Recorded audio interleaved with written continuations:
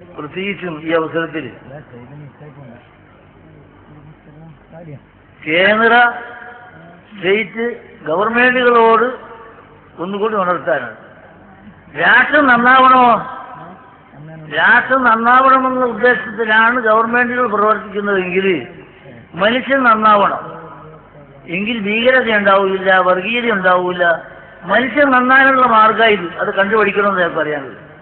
മനുഷ്യൻ നന്നാവണമെങ്കിൽ രണ്ട് നിലക്കുള്ള വിദ്യാഭ്യാസവും കരസ്ഥമാക്കിയിട്ട് സംസ്കാര സമ്പന്നരായിരിക്കുന്ന സമുദായം വളർന്നാലേ മനുഷ്യൻ നന്നാവുള്ളൂ.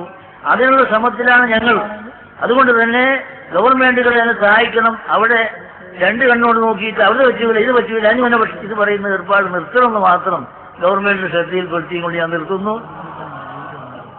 ഞങ്ങൾക്കെല്ലാം വേണ്ടി ദുആ ചെയ്യുന്ന വസിയത്തോടു കൂടി അസ്സലാമു അലൈക്കും വറഹ്മത്തുള്ളാഹി വബറകാതുഹു.